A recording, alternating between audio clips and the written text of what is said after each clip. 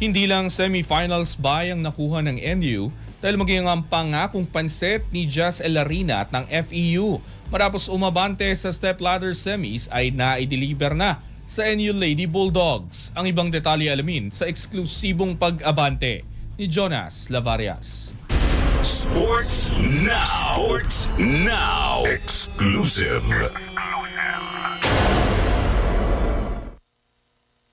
Tinupad ni Jazz Elarina at ng FEU Lady Tamaraws ang kanilang pangako na magpapapansit sila matapos ang crucial na panalo ng NU Lady Bulldogs kontra UST noong nakaraang Miyerkules. Sa isa kasing eksklusibong panayam ng Abante Sports Now, pabirong nangako si Elarina na magpapakain sila ng pansit sa reigning champions sakaling talunin nila ang Tigresses, isang resultang kailangan ng FEU upang manatiling buhay ang kanilang pag-asa sa Final Four. Mapapansin kami sa MU.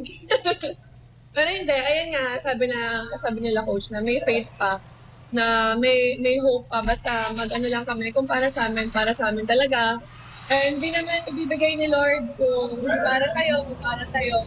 So yun, we're just hoping for the best. At ngayong Biyernes nga, nag-post ang Lady Bulldogs sa kanilang Instagram ng larawan ng dalawang malaking bilao ng pansit na may dedication pang mula sa FEU Women's Volleyball Team with heart pa. Agad naman itong tinawanan ng mga fans at maging sina former NU stars Bella Belen at Erin Pangilinan ay hindi rin napigilang tumawa ng todo sa nasabing gesture ng kanilang kariber sa UAAP. Matatandaang matapos talunin ng FEU ang Ateneo, umabot pa sa decider ang laban ng NU at UST kung saan humakot sina Ara Panique at rookie Sam Cantada ng pinagsamang 44 points para ibalik ang Lady Bulldogs mula sa dalawang set na pagkakabaon.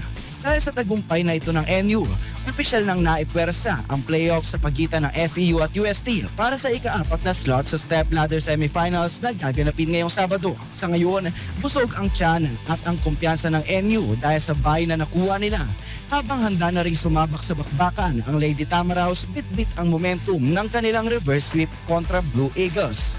Ako, si Jonas Lavarias, Abante. Manatiling nakatutok sa Abante, sundan kami sa aming mga social media accounts at huwag kalimutang mag-subscribe sa aming YouTube channel, DWAR Abante Radio, para sa mga eksklusibong balita.